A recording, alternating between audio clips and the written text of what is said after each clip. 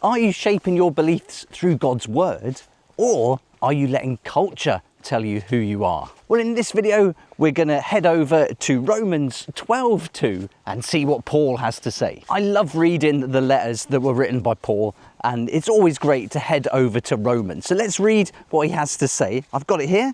It says, "And be not conformed to this world, but be ye transformed by the renewing of your mind, that ye may prove what is that good and acceptable and perfect will of God." With this letter, Paul was urging the church in Rome not to blend in with culture. He's saying that these patterns of behaviour that we should be ashamed of, but are actually rewarded in culture, are something we should avoid. He was telling them then that they have to be distinct from the world.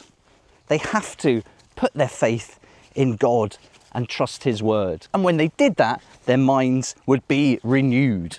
Now, this is a message that was certainly valid then, but is 100% applicable to us today. Our world pushes lies on us.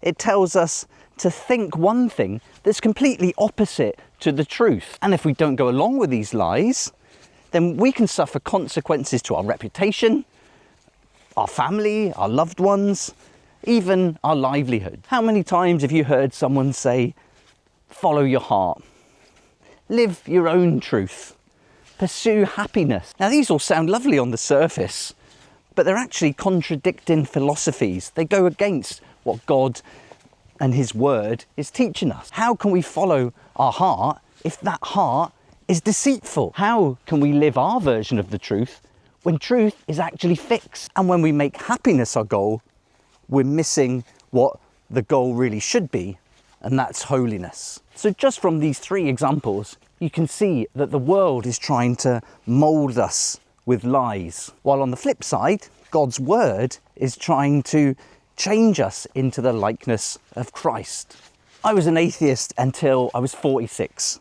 And I listened to all these things. I tried to pursue what I thought happiness was. I listened to what the world said, and even if I thought something was a lie, I didn't say otherwise.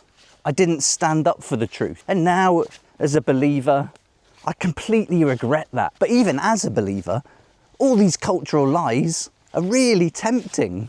But when we find ourselves listening to those lies, and we pursue them, we can head down a path that leads nowhere. But if we replace those voices, those influences, those lies with God's word, and we spend our time there, well, then that path is going to take us somewhere beautiful. I don't know about you, but right now, with everything that's going on in the world, I feel like I've got an obligation to speak the truth more and more. And as Jesus said in John 8:32, "And ye shall know the truth, and the truth shall make you free." I can testify to this 100%. Culture just enslaves us. It takes us down paths that lead nowhere, and we ultimately never find any true happiness, joy, certainly not any peace. But when we follow Jesus, we find this renewing of our mind. We become this new creature, and we find a peace like we could never have imagined would exist. All right, that's it for today. Thanks so much for watching, and I look forward to seeing you next time.